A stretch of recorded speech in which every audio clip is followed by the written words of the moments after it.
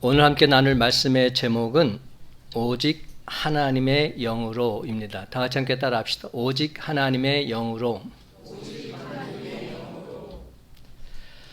여러분, 우리 인간이란 존재 얼마나 연약하고 무능하며 나약한지 아십니까? 쥐란 놈은 이미 지진이 일어날 것을 미리 알고 피신을 한다고 합니다. 개미는 홍수가 날 것을 미리 알고 높은 곳으로 이사를 한다고 합니다. 거미는 어디로부터 바람이 불어올 것인지 방향을 미리 알고 거미줄을 친다고 합니다. 그러나 사람은 속수무책으로 가만히 있다가 그만 당하고 마는 겁니다. 우리 인간이 이처럼 미물보다 못한 것 한두 가지가 아닙니다. 인간 자신뿐만 아니라 우리 인간이 의지하는 돈, 권력, 과학의 힘 또한 무기력하기 짝이 없습니다. 이를 두고 오늘 본문은 이렇게 선언합니다.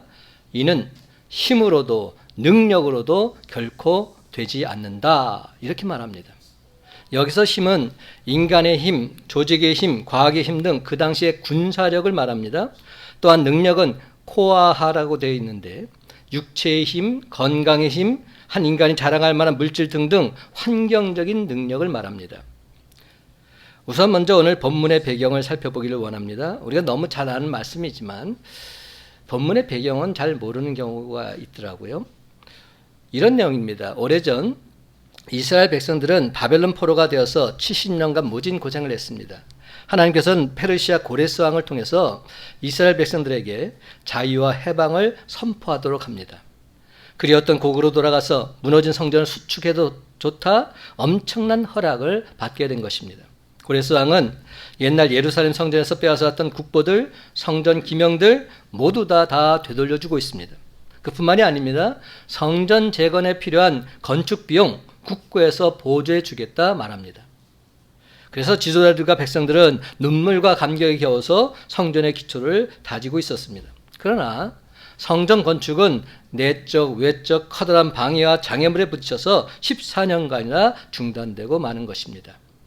그 기간 동안 뜻있는 사람들 절망감에 사로잡혀 있었고 어리석은 사람들은 개인적인 일에 빠져서 하나님의 일을 까맣게 잊어버리고 말았습니다. 바로 그 순간 하나님의 음성이 선지자 스가랴에게 임하고 있습니다. 선지자 스가랴를 통해서 보여준 환상의 메시지가 바로 스가랴서입니다. 스가랴서는 몇 가지 환상이 나오는지 아십니까? 8가지 환상이 나옵니다. 그 8가지 환상 중에서 5번째 환상이 오늘 본문의 내용입니다. 이를 소위 뭐라고 부르냐면 두 감람나무 환상이다 이렇게 부릅니다. 두 감람나무 환상. 스가랴 4장에 등장하는 여러 가지 질문 가운데 그 첫 번째 질문이 이겁니다. 내가 무엇을 보느냐? 이런 질문으로 시작합니다. 지금은 땅을 바라보지 말고 하늘을 보라 말씀하고 있는 겁니다. 현실을 보지 말고 비전을 품으라 이렇게 말씀하고 있습니다. 지금은 인간의 무능력을 바라볼 것이 아니라 하나님의 능력만을 의지하고 살아갈 때다 말씀하고 있는 겁니다. 그래서 여러분 오늘 본문의 핵심, 즉 우리 믿는 자들이 많이 좋아하는 하나님 말씀이 선포되고 있습니다. 스가랴 4장 6절 하반절, 7절 상반절 말씀. 이는 힘으로 되지 아니하며 능력으로 되지 아니하고 오직 나의 영으로 되느니라. 큰 산아 내가 무엇이냐? 내가 수룹바벨 앞에서 평지가 되리라. 제 아무리 큰 산이라 할지라도 평지가 될 수 있다는 겁니다. 그렇습니다. 첫째로 오직 하나님의 영으로 큰 산도 평지가 될 수 있습니다. 다 같이 7절 말씀 한 목소리 있습니다. 큰 산아 내가 무엇이냐? 시작. 큰 산아 내가 무엇이냐? 내가 수룹바벨 앞에서 평지가 되리라. 그가 머릿돌을 내놓을 때에 무리가 외치기를 은총이 그에게 있을지어다 하리라 하셨고. 여러분 개인이든 단체든 살다 보면 문제가 생기게 되어 있습니다. 문제에 부딪히게끔 되어 있습니다. 아무 문제 없는 삶 있을 수 없습니다.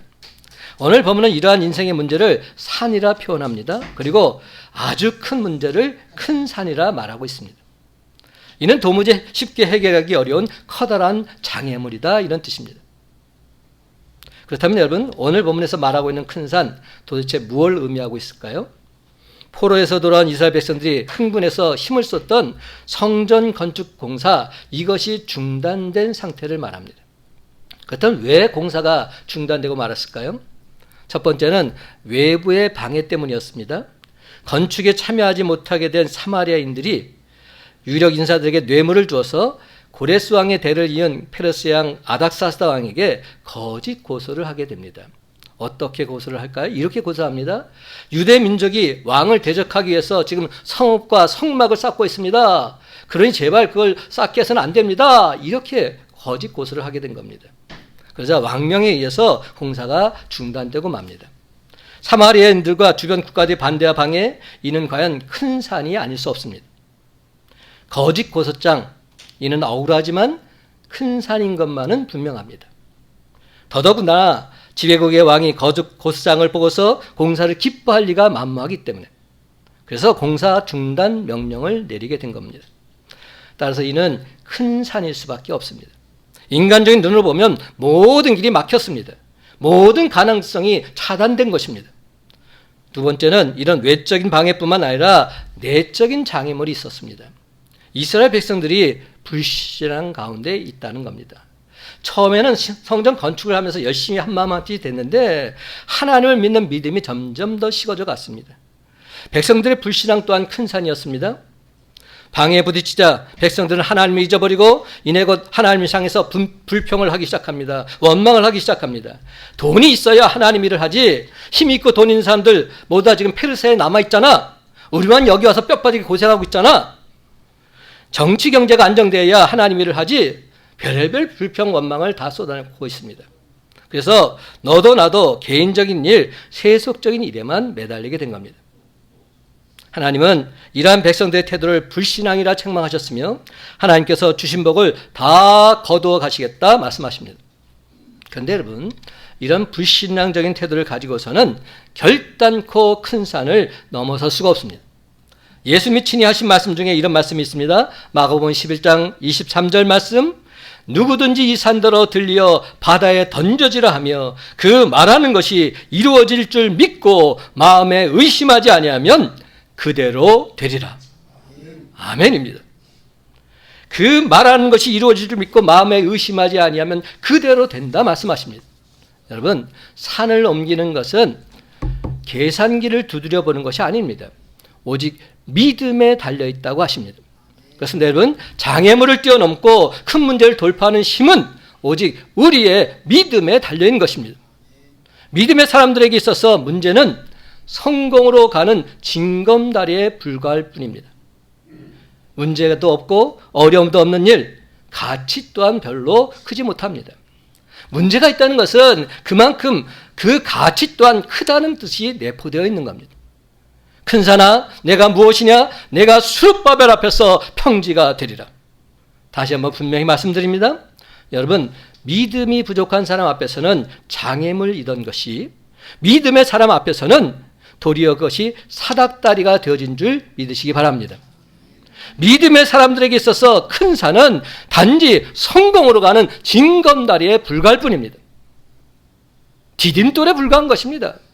그러므로 사랑하는 성도 여러분, 비록 험산 줄령과 큰 산이 우리 앞을 가로막고 있다 할지라도 하나님이 주신 지혜와 능력으로 그 큰 산조차도 평지로 만드는 저와 여러분이 다 되시기를 예수님의 이름으로 간절히 축원합니다.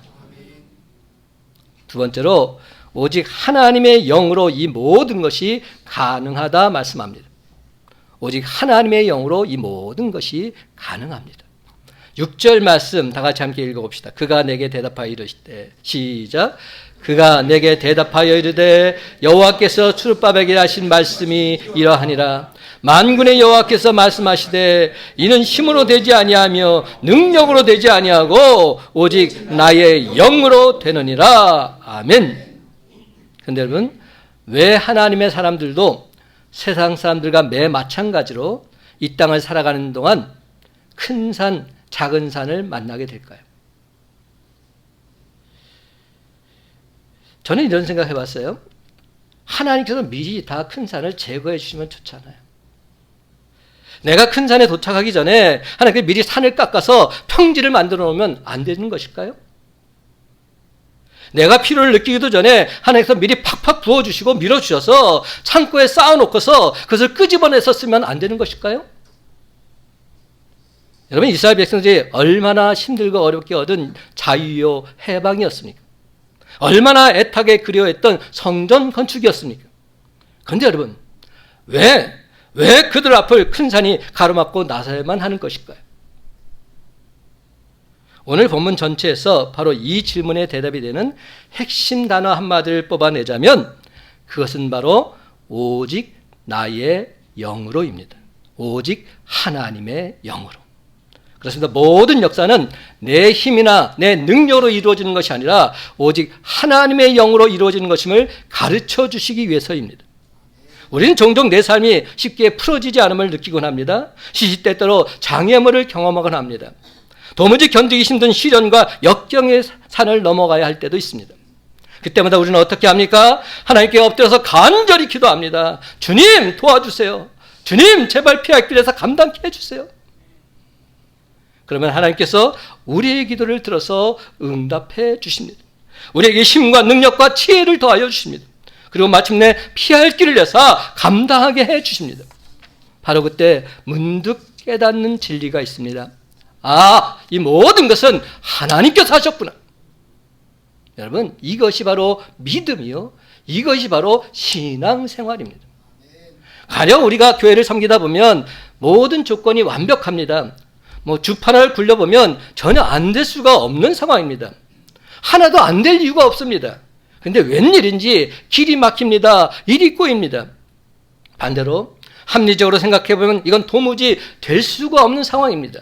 경험적으로도 안 되는 일입니다. 이는 상식에도 맞지 않습니다. 준비된 것이라고는 아무것도 없습니다. 그런데도 믿음으로 기도하고 감당하다 보면 됩니다. 되는 것입니다. 하나도 어렵지가 않습니다. 사랑하는 성도 여러분, 이게 무슨 말입니까? 인간적으로 제 아무리 완벽해도 하나님이 도와주지 않으시면 실패할 수 있다는 것입니다. 하나님이 도와주지 않으시면 제 아무리 성공한 것처럼 그렇게 보인다 할지라도 마지막에는 실패할 수밖에 없게 된다는 것이죠. 하나님이 함께하는 삶을 사느냐, 그렇지 못하느냐, 이것이 관건인 것이죠. 그러나 여러분, 이는 반대로 모든 것이 불완전해 보여도 하나님이 함께 하시면 능치 못함이 없는 줄 믿으시기 바랍니다. 그렇습니다. 이러한 경험을 날마다 풍성히 체험하면서 살아가는 사람들, 바로 그 사람들이 하나님의 사람들이요, 바로 그 사람들이 믿음의 사람들입니다. 그러나 일찍이 허드슨 텔러는 이렇게 말했습니다.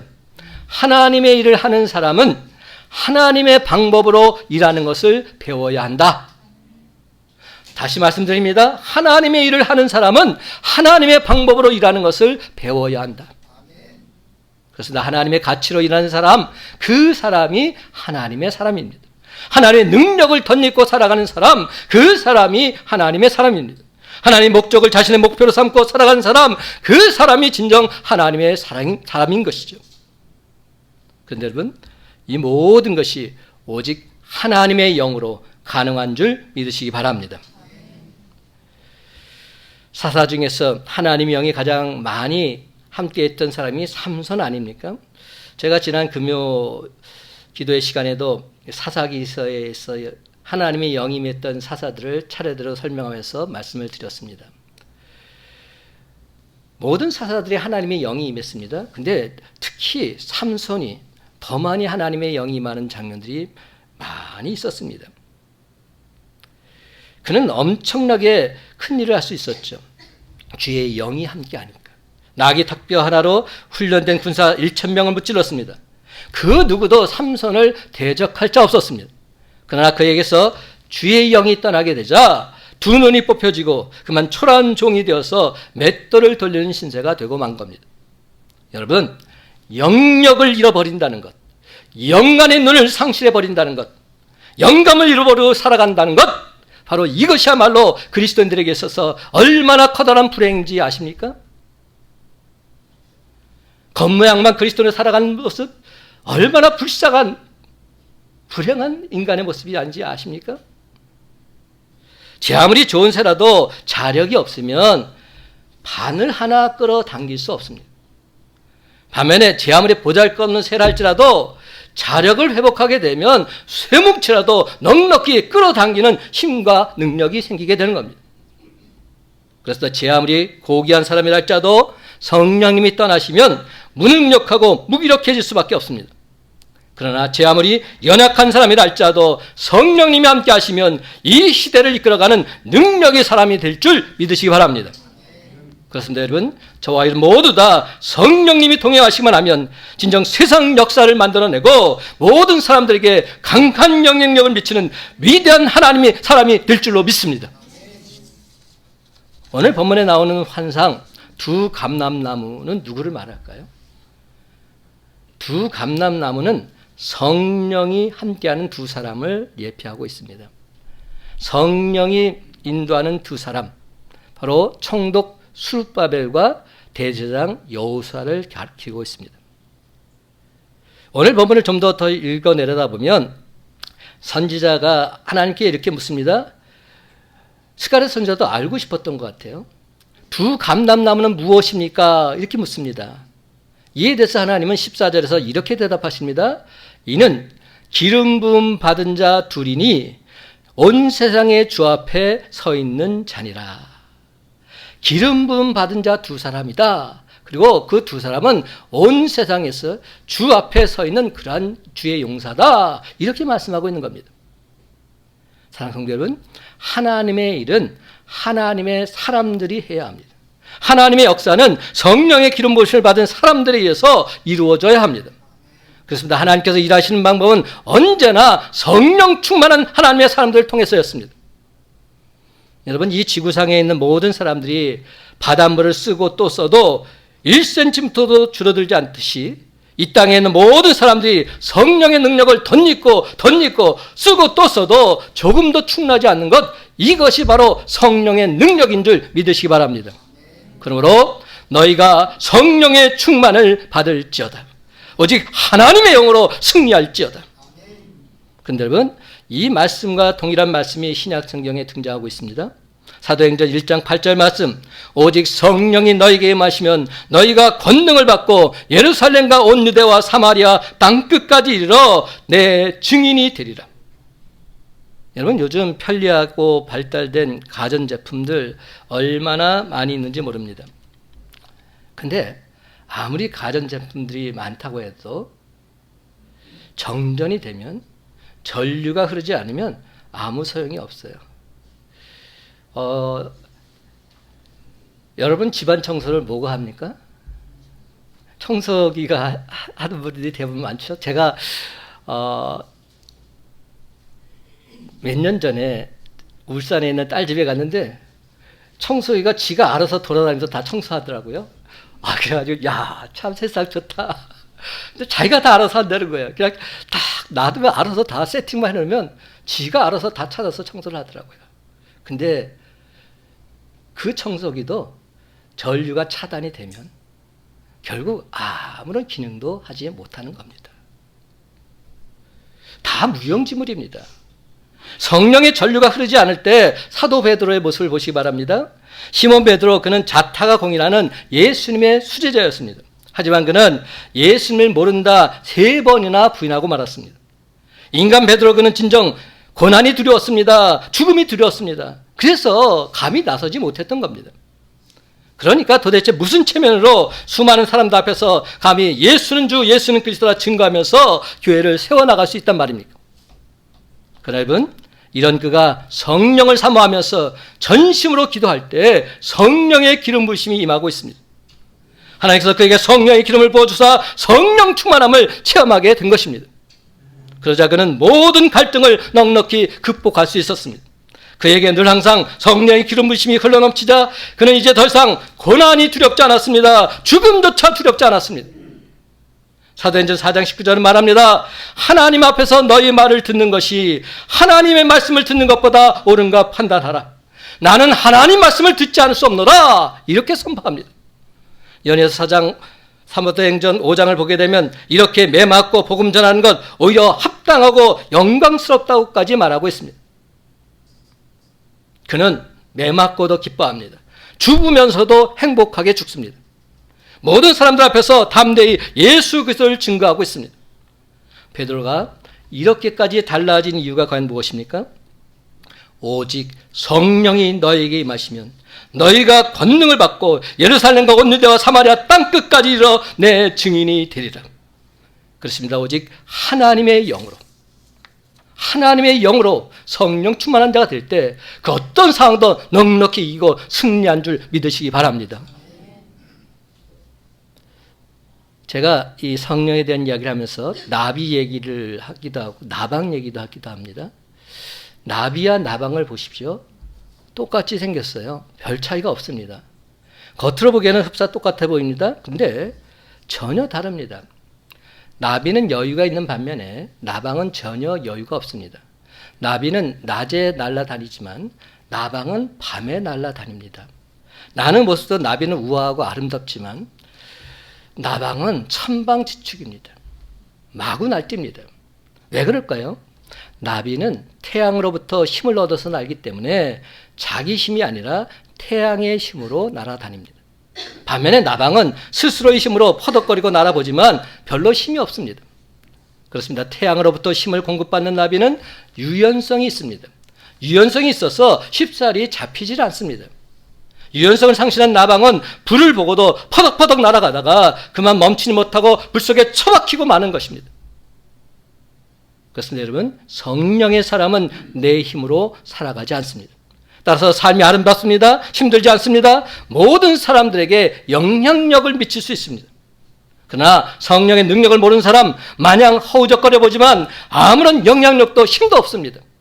그런데 이는 재력의 차이도 권력의 차이도 아닙니다. 바로 원동력의 차이입니다. 지혜의 차이도 윤리의 차이도 아닙니다. 오직 성령의 능력으로. 그러므로 사랑하는 성도 여러분, 늘 언제나 성령 충만해서 오직 성령의 능력으로 말하시고 오직 성령의 능력으로 행동함으로써 이 험한 세상에서 넉넉히 이기고 힘차게 전진해 나가는 저와 여러분이 다 되시기를 예수님의 이름으로 간절히 축원합니다. 세 번째로, 오직 하나님의 영이 임하게 되면 장애물이 도리어 디딤돌로 변하게 되어 있습니다. 오직 하나님의 영으로 장애물이 도리어 디딤돌로 변합니다. 9절 말씀 함께 읽어봅시다. 9절, 스룹바벨의 손이, 시작. 스룹바벨의 손이 이 성전의 기초를 놓았은즉 그의 손이 또한 그 일을 마치려 하셨나니 만군의 여호와께서 나를 너희에게 보내신 줄을 내가 알리라 하셨느니라. 아멘. 그렇습니다, 여러분. 오늘 본문을 보면 건축 공사장에서 여호와 영이 함께하자 장애물이 변해서 디딤돌이 되고 있습니다. 걸림돌이 사닥다리가 되었으며 원수의 방해 공작이 도리어 최대의 원군이 되는 기적의 역사가 일어나게 된 것입니다. 여러분, 여호수아와 스룹바벨의 지도 아래서 성전 재건의 역사가 불꽃처럼 뜨겁게 일어난 바로 그 순간이 도래하게 된 겁니다. 다리오 왕은 고세의 진위 여부를 확인하던 중에 선왕 때의 한 두루마리를 발견하고는 이렇게 답신을 보냅니다. 에스라 6장 6절 이하에서 10절 사이에 그 내용이 상세히 기록되어 있습니다. 제가 요약해서 말씀드릴게요. 첫째, 주변 부족들은 하나님의 성전 역사를 막지 말라. 둘째, 유대인들은 당당히 성전 건축 공사를 계속하라. 셋째, 왕의 재산 곧 세금 중에서 소요되는 경비를 신속히 지원하여 지체함이 없도록 하라. 넷째, 하나님께 드릴 제사에 필요한 제물들은 제사장이 원하는 대로 마음껏 공급해 주라. 다섯째, 제사 때마다 부탁하노니 왕과 왕자들을 위해 기도해 달라. 여섯째, 누구든지 이 명령을 어기면 그 집을 거름더미가 되게 하라. 여러분, 이 얼마나 하나님의 은혜로 가득 차 있습니까? 이 얼마나 놀라운 하나님의 역사하심입니까? 잠언 16장 3절과 4절은 말합니다. 너의 행사를 여호와께 맡기라. 그리하면 내가 경영하는 것이 이루어지리라. 여호와께서 온갖 것을 그 쓰임에 적당하게 지으셨나니 악인도 악한 날에 적당하게 하셨느니라. 저는 이 4절 말씀을 너무나 좋아합니다. 여호와께서 온갖 것을 그 쓰임에 적당하게 지으셨는데 악인도 악한 날에 적당하게 하셨다는 겁니다. 악인까지도 들어서 사용하신다는 겁니다. 그러므로 여러분, 어려움과 문제를 만났다고 너무나 쉽게 불평하거나 낙심하지 마시기 바랍니다. 인생을 살아가다가 조그만 난간에 부딪혔다고 해서 걸핏하면 불평의 입술을 열지 마시기 바랍니다. 내가 이해가 안 된다고, 내 뜻대로 이루어지지 않았다고, 내가 받아들이지 않는다고 함부로 원망하려 들지 마시기 바랍니다. 사랑하는 성도 여러분, 하나님이 영이 함께 하시면 큰 산이 평지가 될 줄로 믿습니다. 하나님이 영이 함께 하시면 모진 방해가 축복이 될 줄로 믿습니다. 하나님이 영이 함께 하시면 그 어떤 장애물도 도리어 디딤돌이 될 줄로 믿습니다. 그러므로 이제 믿음의 눈을 활짝 여시기 바랍니다. 성령의 눈을 온전히 뜨시기 바랍니다. 하나님께서 오늘 시간 우리 모두에게 이렇게 약속해 주십니다. 9절 중반절 말씀, 그의 손이 또한 그 일을 마치리라. 그렇습니다. 그 일을 시작하신 전능하신 하나님께서 끝까지 완성해 주시겠다 말씀하고 계십니다. 내가 끝내주겠노라. 내가 끝내주겠다 말씀하십니다. 빌립보서 1장 6절 말씀, 너희 안에서 착한 일을 시작하신 이가 그리스도 예수의 날까지 이루실 줄을 우리는 확신하노라. 그러므로 사랑하는 성도 여러분, 오늘 시간 분명히 기억하시기 바랍니다. 하나님의 사람들이 하나님의 일을 시작할 때마다 하나님께서는 필요한 자원을 공급해 주십니다. 때로는 불가능해 보입니다. 때로는 도무지 길이 보이질 않습니다. 그러나 여러분, 오직 믿음의 눈으로 하나님을 바라보고 성령의 능력을 덧입고 믿음으로 나아가면 모든 것을 아시는 하나님께서 필요한 자원을 누르고 넘치도록 풍성하게 공급해 주실 줄로 믿습니다. 이처럼 우리가 믿는 하나님은 정말이지 끝내주시는 분이십니다. 끝내주시는 하나님. 우리가 믿는 하나님이 그런 분이십니다. 끝내주시는 하나님. 그렇다면 도대체 여러분의 큰 산은 무엇입니까? 힘으로도 능력으로도 도무지 감당할 길이 없어서 오늘 시간 주님 앞에 나오신 분이 계십니까? 그 누구와도 은할 수 없는 막다른 골목에 처해서 어찌할 바 몰라 하다가 주님께 달려오신 분이 계시지는 않으십니까? 여기에 하나님의 음성이 있습니다.